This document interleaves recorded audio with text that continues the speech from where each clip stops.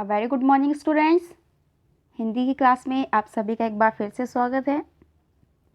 जैसा कि आपको पता है कि हम स्वामी विवेकानंद जो हमारा चैप्टर है, जो जीवन परिचय है, उसको रीड कर रहे हैं। और हमने प्रीवियस क्लास में पढ़ा कि एक लड़का जो है वो कन्याकुमारी, जो हमारे देश में एक जगह है, वहाँ पर खड़ा है, कुछ सोच विचार कर रहा है।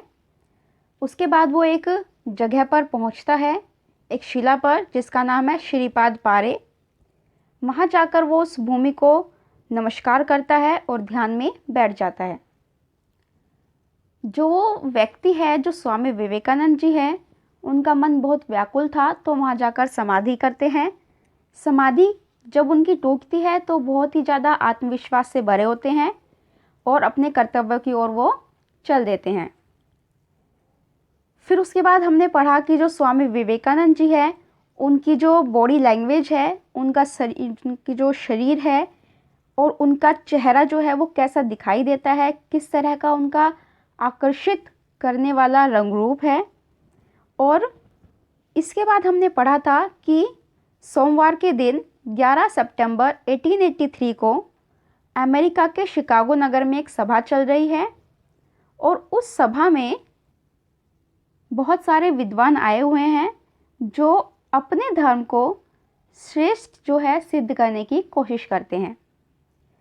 लेकिन जब विवेकानंद जी की बारी आती है तो लोग उनकी वेशभूषा को देखकर उनसे कोई खास आशा नहीं करते कि ये तो गुलाम भारत का एक व्यक्ति है, ये क्या हमें कुछ सिखाएगा या इसके पास क्या विशेष बात होगी। तो यहाँ तक हमने अपनी प्रीवियस क्लास में पढ़ा था। अब स्वामी विवेकानंद जी ने उस सभा में क्या कहा, अपने विचारों को कैसे उन्होंने सबके सामने रखा, उसको हम आज क्लास नंबर 3 में कंटिन्यू करेंगे। जब विवेकानंद ने मेरे अमेरिकी भाई बहनों के सरल और अनौपचारिक संबोधन से बात प्रारंभ की तो लोग चौंके, और जब उन्होंने सब धर्मों की भीतरी समानता की, ईश्वर के एक होने की बात की, तो लोग विवेकानंद के विवेक का जय जयकार कर उठे। सभा में विवेकानंद जी ने अपनी बात को कहने से पहले जो शब्दों का प्रयोग किया वो क्या थे? मेरे अमेरिकी भाइयों बहनों। तो इनके जो ये सरल और अनौपचारिक संबोधन मीन्स पुकारना एक तरह से लोगों को, तो इन शब्दों को सुनकर सभी लोग जो है वो चौंक गए। और जो उनके विचार थे सभी धर्मों की भीतरी समानता, कि सभी धर्म में कोई ना कोई समानता है, उन्होंने इस बात को एक्सप्लेन किया। ईश्वर के एक होने की बात की और उन्होंने इस बात को भी एक्सप्लेन करने की कोशिश की या इसको भी बताया कि ईश्वर जो है वो एक है, उसके रूप अनेक है लेकिन ईश्वर तो एक ही है। तो जो विवेकानंद जी का ये विवेक था, उनकी सोच की सभी लोगों ने जय जयकार की। फिर तो उनकी ऐसी धाक जमी कि लोगों ने उन्हें सिर माथे पर बिठाया। धाक जमी मतलब कि ये एक मुहावरा है जिसका अर्थ होता है प्रभावित करना। तो जो स्वामी विवेकानंद जी का ये वहाँ पर एक भाषण हुआ या उन्होंने जो अपने मन के विचार लोगों के सामने रखे, उससे जो है लोगों के मन में, लोगों को उन्होंने बहुत ज़्यादा प्रभावित किया और लोगों ने उन्हें सर माथे बिठाया, यानी कि सब उनकी बहुत ज़्यादा इज्जत करने लगे। महीनों तक यूरोप और अमेरिका में घूमकर उन्होंने भारतीय धर्म और दर्शन की विजय धुंदी भी बजाई। कई महीनों तक वो यूरोप और अमेरिका में ही रहे और वहाँ पर उन्होंने घूम घूम कर और सभी लोगों को अलग अलग सभाओं में संबोधित करके भारतीय धर्म और जो दर्शन है उसकी जो विशेषता है वो लोगों को बताई। स्वामी विवेकानंद का जन्म 12 जनवरी सन 1863 को कोलकाता में हुआ। जो स्वामी विवेकानंद जी है उनका जन्म 12 जनवरी 1863 को कोलकाता में हुआ था। माता पिता ने नाम दिया नरेंद्र।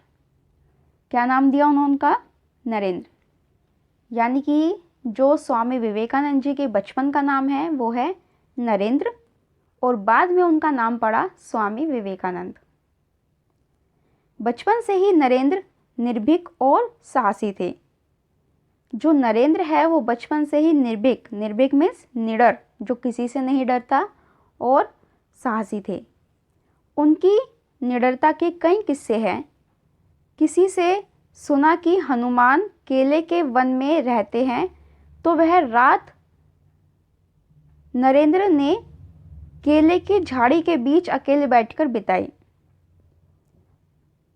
उनकी जो निडरता है उसके बहुत सारे किस्से हैं, जिसमें से एक किस्सा इसने हमें बताया है कि जो नरेंद्र है यानी कि जो स्वामी विवेकानंद जी है, बचपन में उन्होंने सुना कि जो हनुमान जी है, हिंदू धर्म में जो हनुमान भगवान हैं, वो केले के वन में रहते हैं। तो ये बात सुनकर उन्होंने जो है पूरी रात केले की झाड़ियों के बीच अकेले ही बैठकर बिताई। पड़ोसी ने डराया, चंपा के पेड़ पर ब्रह्म राक्षस रहते हैं। नरेंद्र तुरंत चंपा के पेड़ पर चढ़कर बोले, ब्रह्म राक्षस होता तो मुझे खा जाता, डराने के लिए क्यों झूठ बोलते हो। ऐसे ही एक और घटना हुई। किसी पड़ोसी ने उन्हें डराने के लिए कहा कि चंपा के पेड़ पर एक राक्षस रहता है। तो नरेंद्र ने क्या किया, वो तुरंत पेड़ पर चढ़ गए और वहाँ पर चढ़कर बोले कि अगर इस पेड़ पर राक्षस होता तो वो मुझे खा जाता। फिर वो कहता है कि तुम डराने के लिए झूठ क्यों बोल रहे हो, वो उनसे क्वेश्चन करता है। Next page. जब वे जब 6 वर्ष के ही थे तो एक बच्चे को घोड़ा गाड़ी के नीचे आने से बचाया था। उनकी माँ ने सुना तो आशीर्वाद दिया, भगवान करे तेरे हाथों मानव जाति का कल्याण होता रहे। माँ के इस आशीर्वाद को नरेंद्र ने जीवन भर अपना आदर्श बनाए रखा। एक बार जब वो 6 साल के थे तो उन्होंने एक बच्चे को घोड़ा गाड़ी मीन्स जो आप देखते हैं जिसमें घोड़ा लगा होता है, पीछे एक गाड़ी होती है, तो उसके नीचे आने से एक बच्चे को बचाया। और जब उनकी माँ ने ऐसा सुना कि उनके बेटे ने एक बच्चे को बचाया है तो उनकी माँ ने आशीर्वाद दिया कि भगवान करे कि तेरे हाथों से ऐसे ही मानव जाति का कल्याण होता रहे। तो इस आशीर्वाद को विवेकानंद जी ने अपने जीवन में एक आदर्श के रूप में बनाए रखा। व्यायाम और खेलकूद में नरेंद्र की गहरी रुचि थी। व्यायाम मीन्स एक्सरसाइज और खेलकूद, जो भी एक्टिविटी होती है उसमें जो नरेंद्र है उनकी बहुत ज़्यादा रुचि यानी इंटरेस्ट था उन्हें। कॉलेज में वे अपनी प्रतिभा से सबके चहेते बन गए। जो उनकी प्रतिभा यानी कि जो उनके अंदर टैलेंट था उसके कारण वो सभी के चहेते यानी कि सबके प्रिय छात्र बन गए थे। कुश्ती, घुड़सवारी, तैरना, नाव खेना उनके प्रिय शौक थे। तो उनके जो कुछ शौक थे, कुछ हॉबीज़ थी, क्या थी? कुश्ती करना, घुड़सवारी करना, तैरना और नाव खेना यानी कि नाव चलाना। संगीत और गायन भी सीखा। उन्होंने अपने जीवन में संगीत यानी कि म्यूज़िक और सिंगिंग को भी सीखा। ज्योतिष, गणित, दर्शन, इतिहास, साहित्य जैसे विषय पढ़े और अपनी स्टडी के दौरान उन्होंने ज्योतिष, गणित, दर्शन, इतिहास और साहित्य जैसे कई सारे विषय भी रीड किए। अनेक भारतीय और यूरोपीय भाषाएं सीखी।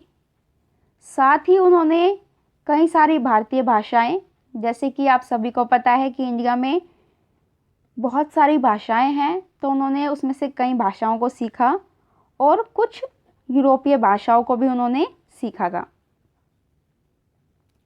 तो स्टूडेंट्स, आज की क्लास में हम इतना ही रखते हैं। आगे का चैप्टर हम नेक्स्ट क्लास में कंटिन्यू करेंगे।